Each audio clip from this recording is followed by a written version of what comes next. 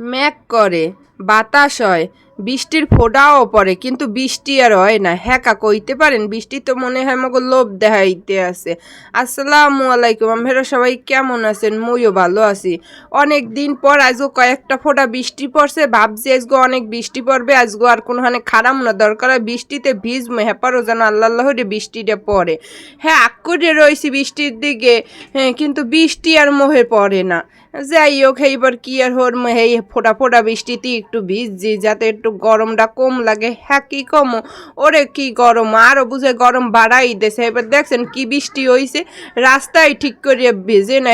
হ্যাঁ পারো একটু পার্কের মধ্যে ঢুকছি, দেখি পার্কের মধ্যে যে একটু বৃষ্টি পড়ছে কেমন কি অবস্থা। হ্যাঁ দেখি যে পার্কের মধ্যে যে গাছের যে ছাওয়া, এই যে বৃষ্টির ফোঁটা পড়ছে হাতে মাটি ভেজে নেয়, ওই দুলফার উফরিতেই গেছে। এইবার তো ঘুরে ঘুরে এই সব কিছু দেখতে আসি। আর এই জায়গার ফুলে কিন্তু কম বেশি 12 মাসই ফুল থাকে, মানে এই গাছ দুইটে কম বেশি। আর বসন্তকালে তো ফুলের বন্যা হয়ে যায়, এত মোর আগের ভিডিওতে দেখছেন। আর দেখছেন কি সুন্দর লাগতে আছে বৃষ্টির লেগে, কিন্তু হালকা হালকা এই যে বৃষ্টিতে ঘাসগুলো ভেজে আর হইলে হালকা হালকা ধুল মরছে, দেখতে কিন্তু আরও ভালো লাগতে আছে। আর আজকেও কিন্তু কোনো গুঁড়াগাড়া নাই, কারণ ওই হালকা বৃষ্টি পড়ছে, ভাবছে মনে হয় বেশি হইবে। সেইবার কিন্তু যে টাইমে গুঁড়াগাড়া হওয়ার কথা সেই টাইমই আয় নাই। আর আমি এখন ব্যাগটা দেখাইতে আছি কি জানেন, মানে আজকে এই যে বৃষ্টির পড়ছে, এই বৃষ্টিতে কিন্তু মই ভিজছি, কিন্তু মোর ব্যাগটাই ভেজে নাই, হেয়ে দেখাইতেছি।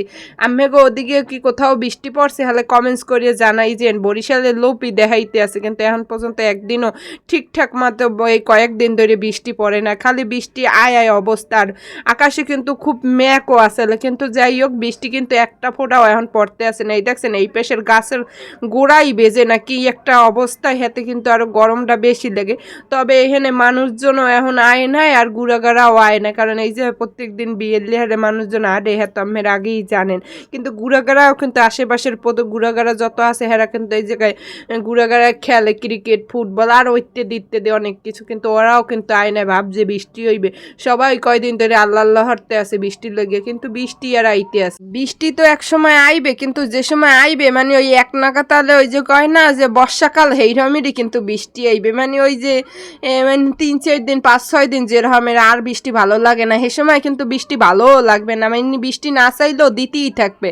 আর এখন মানুষ একটু গরম যে এত পরিমাণ রাখতে আছে যে সামনে নাকি ঘূর্ণিঝড় একটা আইতে আছে, বন্যা, হ্যাঁ নাম নাকি শক্তি। আল্লাহ আল্লাহর বৃষ্টি হইলেও কিন্তু এই যে বন্যাকে হইলে কিন্তু অনেক বেশি ভয় লাগে। সবাই দোহারবেন যাতে বন্যা না হয়, কিন্তু একটু বেশি বেশি দোহারেন আল্লাহর দ্বারে, যাতে বরিশালে একটু সুন্দর হয়ে এটা কুফ বৃষ্টি পড়ে।